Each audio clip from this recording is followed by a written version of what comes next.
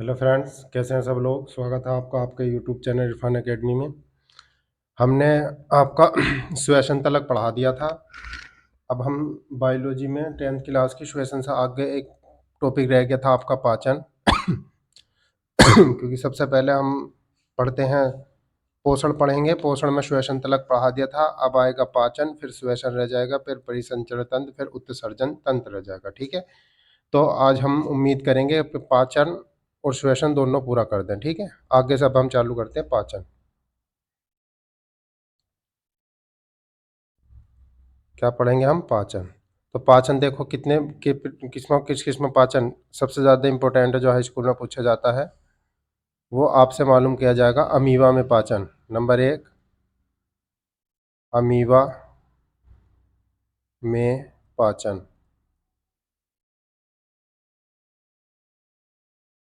फिर पूछा जाएगा मानव में पाचन।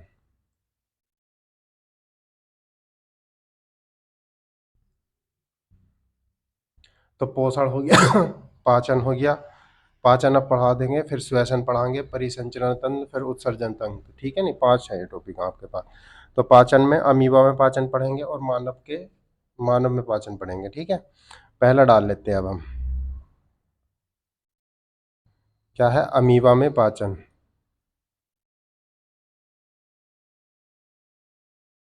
अमीबा में पाचन।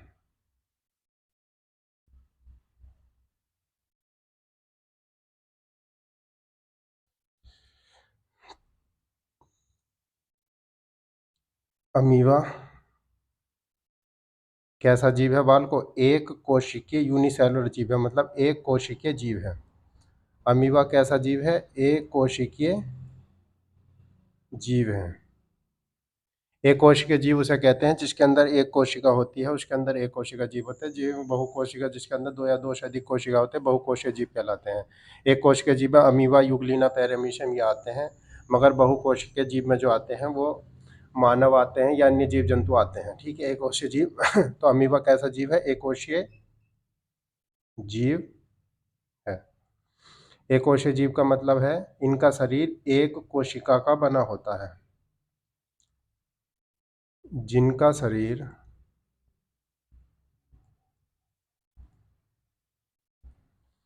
एक कोशिका का जिनका शरीर एक कोशिका का बना होता है,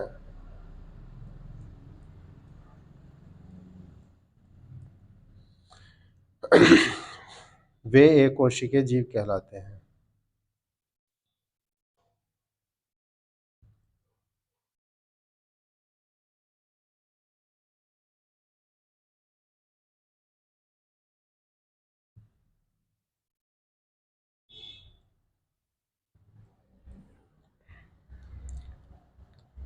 इनके अंदर लिखेंगे हम इनमें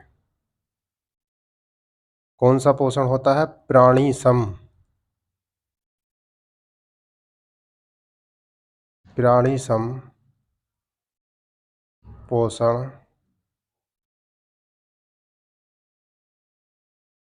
होता है। इनके पोषण का क्रम क्या है? अगर हम क्रम लिखें तो क्रम में पहला होगा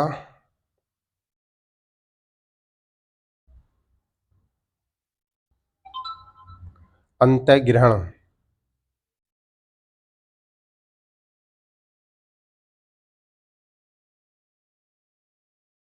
अंतःग्रहण के बाद होगा पाचन। ये दूसरी प्रक्रिया आ गई। पाचन के बाद होगा अवशोषण।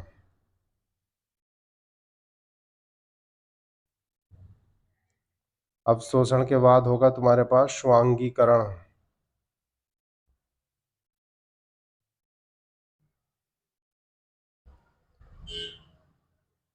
फिर होगा बहिक्षेपण।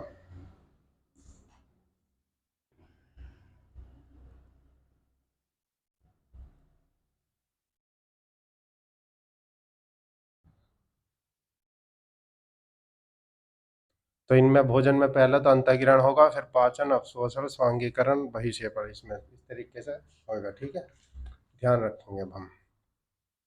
आपसे क्वेश्चन मेन तो इम्पोर्टेंट ये है कि अमीबा में कैसा पोषण होता है, प्राणी संपोषण होता है, इसका क्रम याद कर लेना, ऑब्जेक्टिव में क्वेश्चन यहीं से बन जाते हैं। ठीक है, आगे लिखेंगे हम। अब हम चालू करते हैं। सबसे पहले कौन सा, अंतःग्रहण।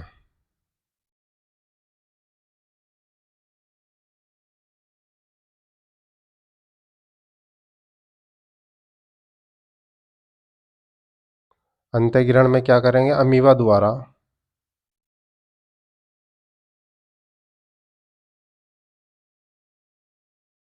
अपना भोजन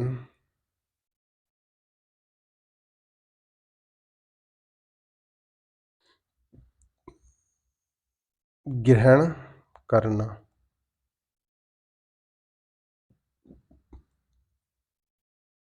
अंतःग्रहण कहलाता है।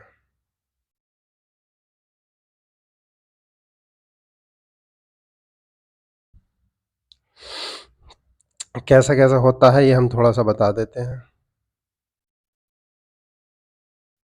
ये आपका क्या है, अमीबा है। अमीबा में ये केंद्रक है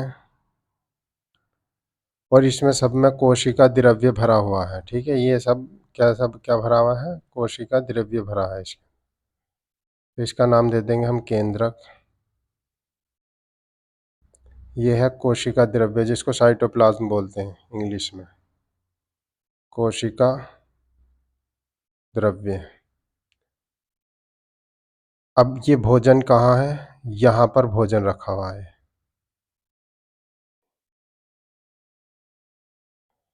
फिर अमीबा क्या करेगा,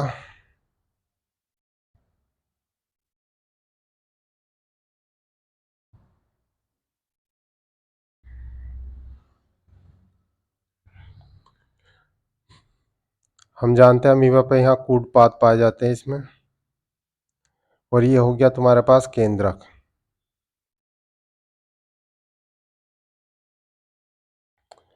तो भोजन कहाँ पर आ जाएगा, ये यहाँ आ जाएगा, इसके बीच में।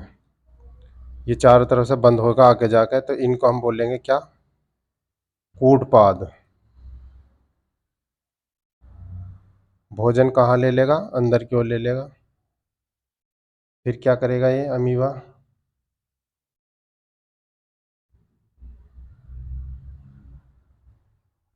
इस भोजन को कहाँ ले लेगा, यहाँ, और ये यहाँ से जो है ये कूटपाद इसके बंद हो जाएंगे। ये कूटपाद बंद हो जाएगा तो भोजन क्या हो जाएगा, अंदर आ जाएगा। तो इसी को हम बोलते हैं अंतःग्रहण करना। इसी को बोला जाता है अंतःग्रहण करना।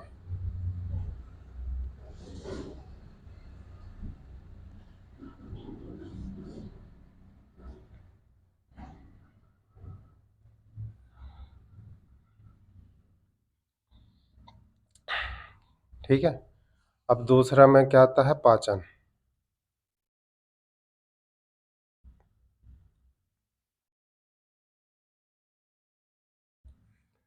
पाचन में भोजन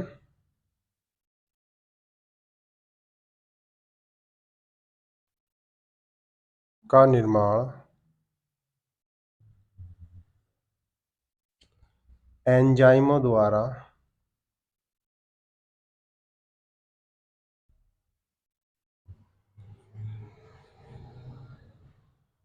एंजाइमों की सहायता से होता है। ठीक है, अब ये क्या होगा, अमीबा आपका पाचन कर लेगा पूरा। एक तो केंद्रक अमीबा में यहाँ रहेगा, ये बीच में खाद्य पदार्थ हो गया, और ये खाद के चारों ओर एक झिल्ली बना लेगा आपका, अस्थायी झिल्ली होगी जो, और जो ये कुछ समय के बाद क्या हो जाती है, टूट जाती है। और ये टूटने के बाद ये शहर में पे कोशिका द्रव्य में फैल जाएगा, इसी के द्वारा ये अपना पाचन करता है। ठीक है, इसके द्वारा भोजन ग्रहण करता है, फिर पाचन भी करता है। इसका नाम हो जाएगा तुम्हारे पास खाद्य रिक्तिका।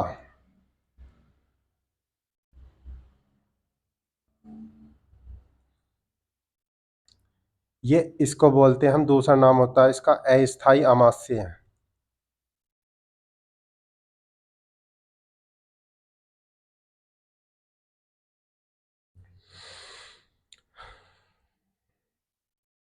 अब क्या रह गया आपका, अब आएगा अवशोषण। तीसरा पॉइंट है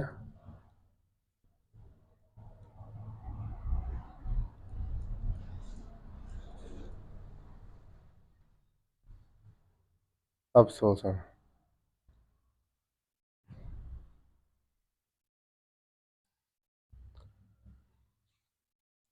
तो अवशोषण में क्या होता, भोजन का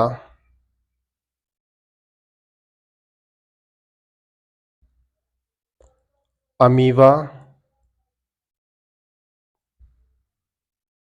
के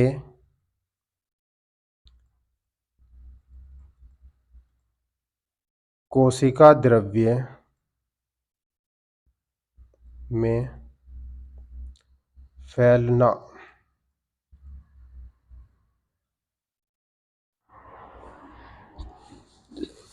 अब अगर हम अमीबा बनाएं तो ये हुआ बच्चे अमीबा, और हम जानते हैं ये तो हुआ केंद्रक, और ये हो गया खाद्य पदार्थ, और ये अब ऐसा ऐसा टूट जाता है, और टूटने के बाद काय में मिल जाता है साइटोप्लाज्म, जो ये भरा हुआ है ना साइटोप्लाज्म, इसी के अंदर मिल जाता है। ठीक है, तो ये होता है तुम्हारे पास भोजन, और ये सब जो पदार्थ है ये है तुम्हारे पास कोशिका द्रव्य साइटोप्लाज्म, और ये हुआ आपके पास केंद्रक। तो जब ये फट जाता है तो केंद्रक में मिल जाता है, इसी के द्वारा ये भोजन ग्रहण कर लेता है। इस प्रक्रिया को अवशोषण कहते हैं। भोजन का अमीबा के कोशिका द्रव्य में फैलना क्या कहलाता है, अवशोषण। अब नेक्स्ट पॉइंट रह गया आपका स्वांगीकरण।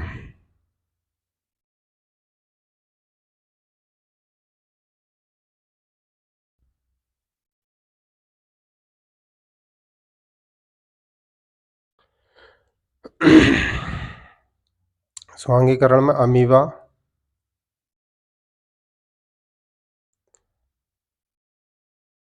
वृद्धि करने लगता है।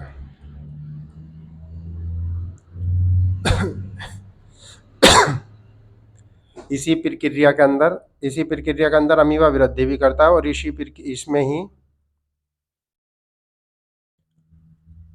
इसमें अमीबा जनन भी करता है। अगर आपसे पूछा जाए कि अमीबा किस किस विधि में जो है, किस विधि के द्वारा अमीबा जो है वृद्धि करता है, स्वांगीकरण के द्वारा, और इसी के द्वारा क्या करता है, जनन भी करता है, या किसी स्टेप में अमीबा वृद्धि करता है तो स्वांगीकरण में, और जनन प्रक्रिया भी करता है स्वांगीकरण में। अब जनन प्रक्रिया के बारे में हम बता देते हैं कुछ बातें, काफी इंपॉर्टेंट है, ध्यान से देखेंगे। देखो हमने क्या बनाया, अमीबा। अब हम जानते हैं अमीबा में यहाँ पर क्या हुआ, एक केंद्रक। तो क्या होता है, जब ये जनन करता है तो ये कोशिकाएं टूटने लगती हैं। अगर मैं आपसे ये कहूं कि अगर इसको मैंने यहाँ से काट दिया और इसको मैंने यहाँ से काट दिया अमीबा को, तो अब इस समय कोई भी कोशिका नहीं बनेगी। इसको काटने के लिए क्या शर्त है, इसको काटने के लिए शर्त है कि अमीबा को कहाँ से काटा जाए, केंद्रक में से काटा जाए। इतना हिस्सा ये काट दो केंद्रक का, और उसी समय इतना हिस्सा ही एक साइड से केंद्रक का ये कट गया, तभी जाके नई कोशिकाएं बनाएगा। हमेशा केंद्रक कटना जरूरी है, अन्यथा आपका नई कोशिकाएं नहीं बनेगा। फिर ये इसी केंद्र को कटने के बाद कोशिकाएं कितनी बना ली इसने, दो, फिर अलग से दो और कोशिकाएं बना लेता है, जिसमें एक केंद्रक ये आ गया और आपका एक केंद्रक ये आ गया। ठीक है, और यही क्रिया क्या कहलाती है, यह क्रिया द्विविखंडन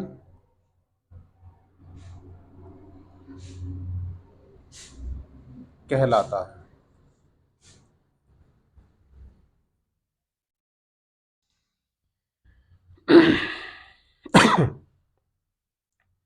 अब रह चुका आपका बहिक्षेषण।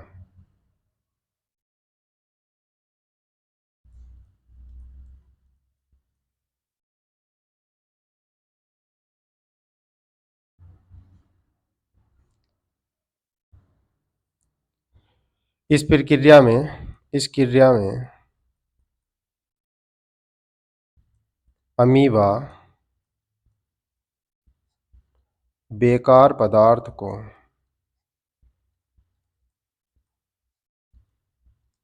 बाहर निकाल देता है। जैसे ये हुआ बच्चे अमीबा, ये हैं इसके कूटपाद, ये अमीबा का केंद्रक बना दिया। अब क्या हो जाता है, ये झिल्ली इसकी जो है ना फट जाती है और इसके अंदर कुछ भी जो बेकार पदार्थ होते हैं वो यहाँ से बाहर जाने लगते हैं। ये केंद्रक बना दिया, कोशिका द्रव्य। जब ये अधिशोषण कर लेगा तो बहिक्षेपण में फट जाएगा और बाहर निकल जाएगा इस प्रक्रिया के द्वारा। अब करते हैं हम पोषक पदार्थ था उसका वर्गीकरण। नेक्स्ट टॉपिक डाल लेंगे अब हम पोषक पदार्थ। पोषक पदार्थ था उनका वर्गीकरण। क्या है? पोषक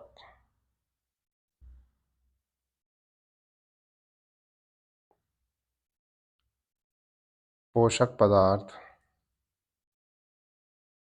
एवं उनका वर्गीकरण।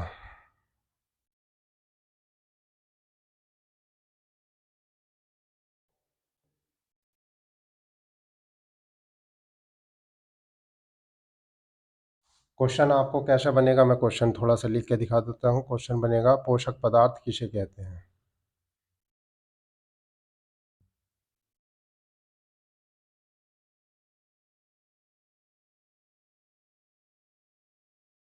किसे कहते हैं? वसा के बारे में समझाएं। को उदाहरण द्वारा समझाएं। इस टाइप से आपको क्वेश्चन आएगा, बड़ा इंपॉर्टेंट है, कई बार आया हुआ क्वेश्चन है ये। ठीक है, तो बहरहाल मैं क्वेश्चन साफ कर देता हूं, आप हेडिंग में से ही क्वेश्चन ढूंढ लीजिएगा। ठीक है,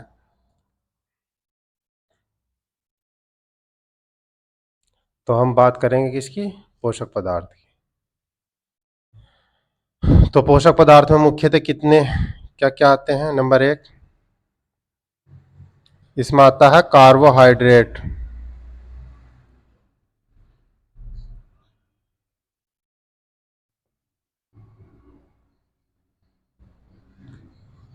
वसा, प्रोटीन, और फिर क्या आता है तुम्हारे पास? विटामिन।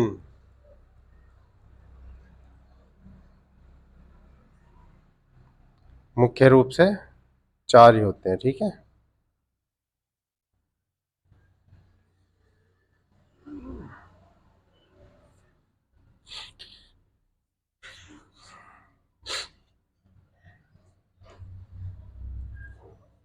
अब हम बात करते हैं कार्बोहाइड्रेट की।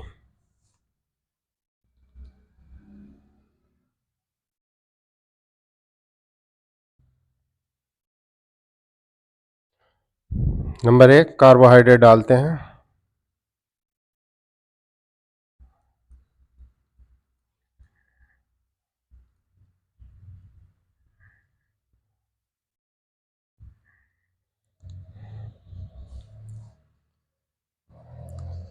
लिखेंगे जैविक क्रिया करने के लिए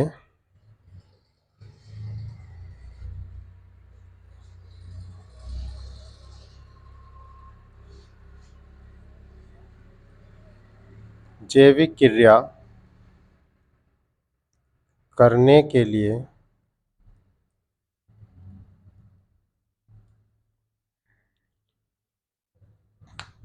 कोशिकाओं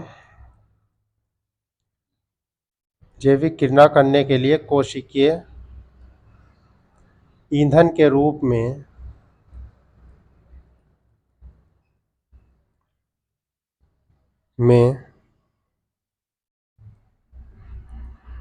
कार्य करता है।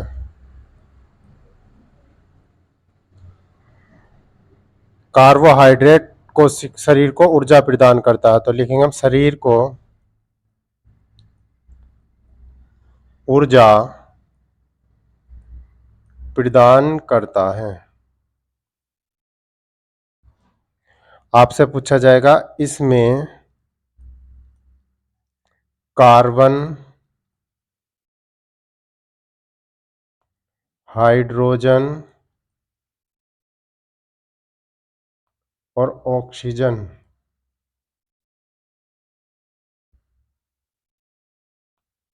होते हैं। ध्यान रखें, कार्बोहाइड्रेट में कार्बन, हाइड्रोजन, ऑक्सीजन होते हैं। कभी कदार इसका अनुपात पूछ लेता तो कार्बन ये हुआ, हाइड्रोजन ये हुआ और ऑक्सीजन ये हुआ, तो कार्बन का अनुपात होता 1 और हाइड्रोजन का अनुपात होता 2 और ऑक्सीजन का अनुपात होता है 1। तो कार्बन 1, हाइड्रोजन 2 और ऑक्सीजन 1 अनुपात में होते हैं क्या? कार्बोहाइड्रेट। कार्बोहाइड्रेट कितने प्रकार के होते हैं? 2 प्रकार के होते हैं, सरल और जटिल। चलो जी नेक्स्ट लिखेंगे हम। कार्बोहाइड्रेट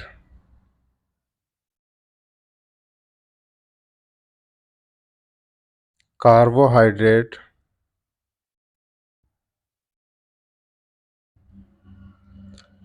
दो प्रकार के होते हैं।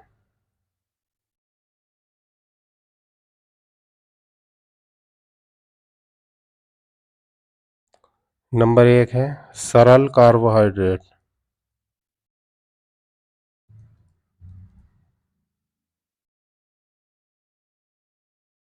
नंबर 2 है जटिल कार्बोहाइड्रेट।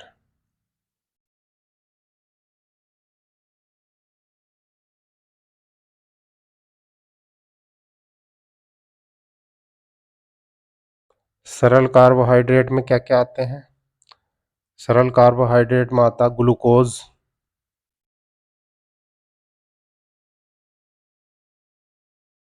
ग्लूकोज के बाद फ्रक्टोज,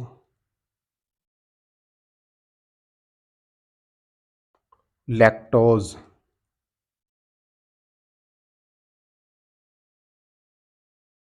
एक्सेट्रा। और तुम्हारे पास जटिल में आता मंड, जिसको स्टार्च बोलते हैं। और आते हैं प्रमुख खाद्य पदार्थ,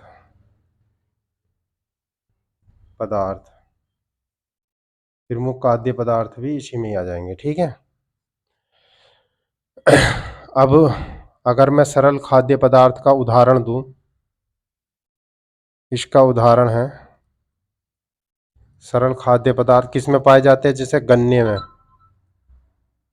गन्ना में सरल खाद्य पदार्थ पाए जाते हैं, चुकंदर में पाए जाते हैं,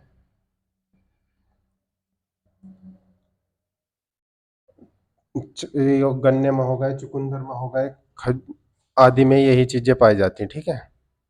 और जटिल किस में पाए जाते हैं आपके? जटिल जैसे आलू, स्टार्च काफी पाया जाता है आलू में, चावल में, और जिसको हम अरबी या भुइयां बोल देते हैं उसके अंदर भी सबसे ज्यादा पाया जाता है। ठीक है।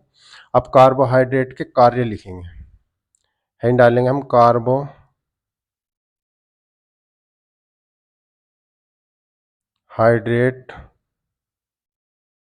के कार्य।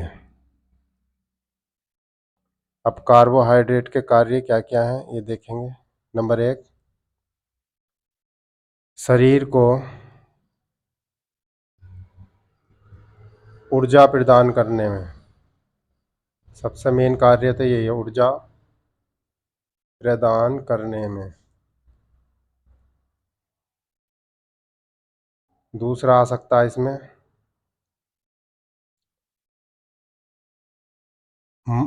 जैसे मंड आती है, आप जानते हो मंड को, मंड का पौधों में ग्लाइकोजन का मनुष्य में संचित ईंधन है।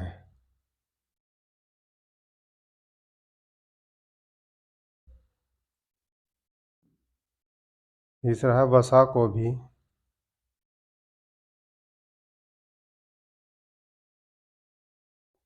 ऊर्जा के रूप में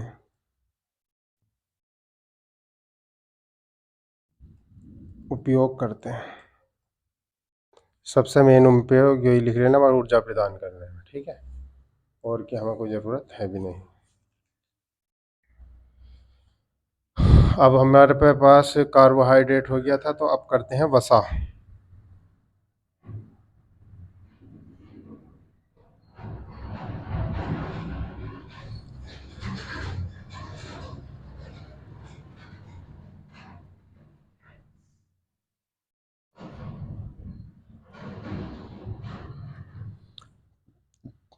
शरीर में तो वसा का मेन कार्य क्या होता है? शरीर में ऊर्जा प्रदान करने में, ताप को नियंत्रित करने में, और कार्बन, हाइड्रोजन तथा ऑक्सीजन को भी नियंत्रित करने में। एक तो मेन कार्य इसका होता है अतिरिक्त तो ऊर्जा प्रदान करने में होता है, ताप को नियंत्रित करने में इसका उपयोग होता है, जिसके अंदर भी कार्बन, हाइड्रोजन, ऑक्सीजन ये सभी चीजें होती हैं। तो हम लिखेंगे, देखो, शरीर को अतिरिक्त ऊर्जा प्रदान करने में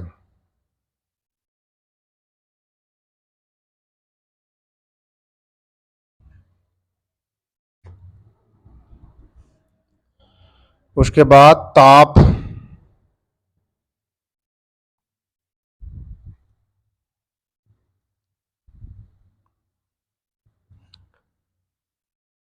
नियंत्रक के रूप में संयोग प्रदान करता है।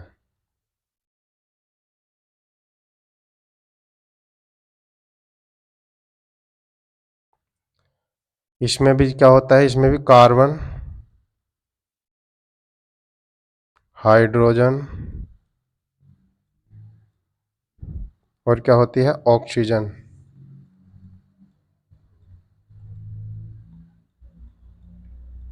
आपसे पूछा जाएगा इसमें कम मात्रा में क्या होती है, तो ऑक्सीजन कम मात्रा में होती है।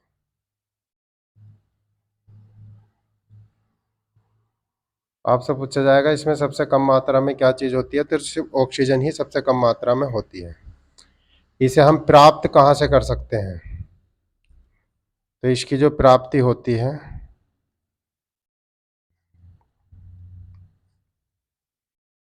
इसकी प्राप्ति होगी कहाँ से? वनस्पतियों से हमें प्राप्त होती है, बादाम से, सरसों से आदि से प्राप्त की जा सकती है, ठीक है। जैसे नारियल, बादाम, सरसों और भी अन्य पदार्थ होते हैं, वैसे आदि से प्राप्त होती है।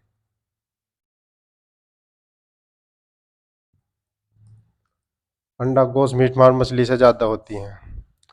पशुओं में अगर देखें, पशुओं में प्राप्ति ये तो हो गए तुम्हारे पास, जैसे पेड़ पौधों से प्राप्ति में हो गए नारियल, बादाम, सरसों आदि, मगर कुछ पशुओं से भी प्राप्त होते हैं, जैसे मक्खन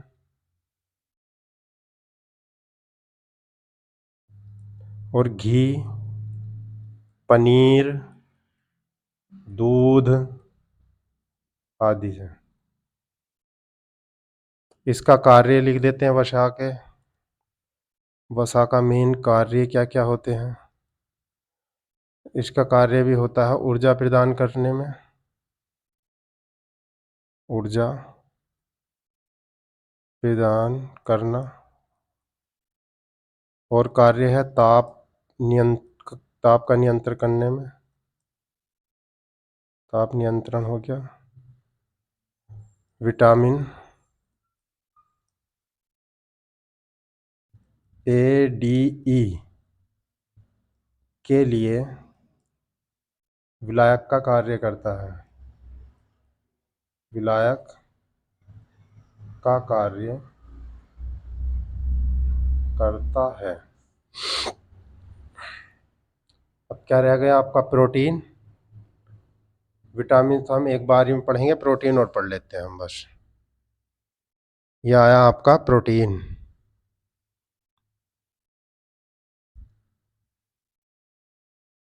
और बच्चे, प्रोटीन में क्या होती है तुम्हारे पास? आपसे पहले पूछा जाएगा प्रोटीन कैसा पदार्थ है। प्रोटीन एक जटिल कार्बनिक पदार्थ है। प्रोटीन, बड़ी इंपॉर्टेंट लाइन है, प्रोटीन एक जटिल कार्बनिक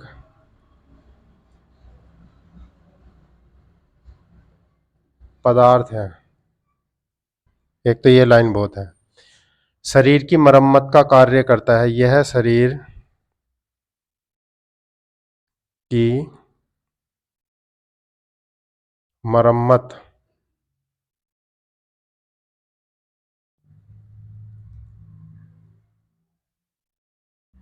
यह शरीर की मरम्मत का कार्य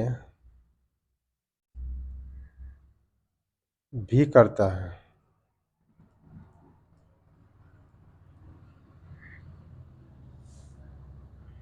फिर लिखेंगे हम प्रोटीन की संरचनात्मक इकाई, संरचनात्मक इकाई अमीनो अम्ल है।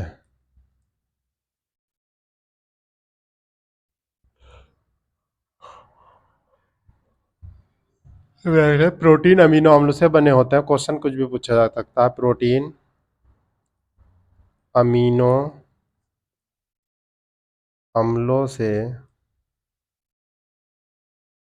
बने होते हैं।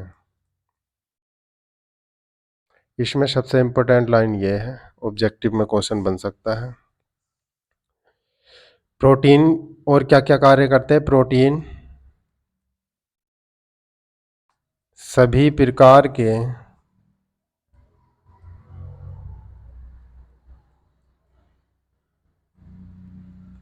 एंजाइमों का निर्माण करते हैं।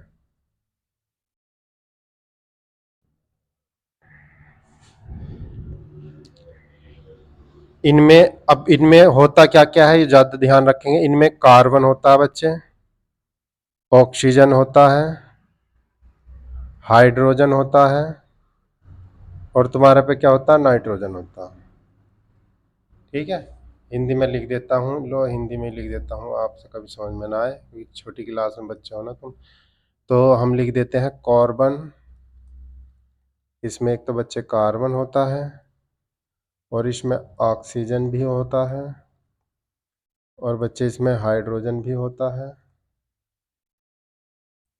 और क्या क्या होता है, इसमें नाइट्रोजन होता है। ध्यान रखेंगे प्रोटीन में नाइट्रोजन एक्स्ट्रा होते हैं। ठीक है नहीं, सभी में कार्बन हाइड्रोजन ऑक्सीजन पाए जाते हैं, मगर प्रोटीन में नाइट्रोजन भी होते हैं। अब इसका कार्य लिख लेते हैं।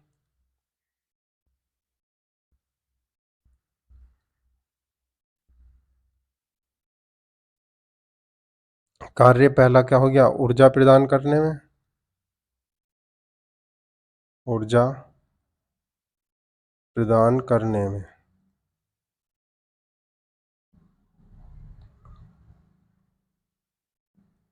दूसरा कार्य हो गया शरीर की मरम्मत करने में।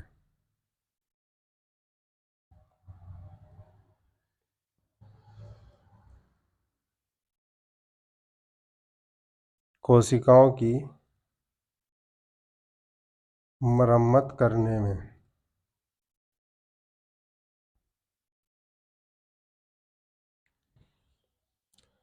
एक प्रोटीन का नाम याद रखेंगे हम, जिस प्रोटीन का नाम होता फाइब्रिनोजन प्रोटीन। नोजन प्रोटीन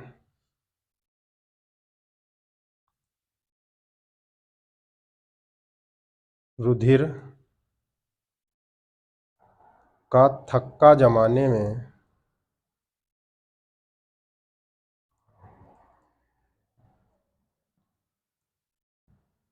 मदद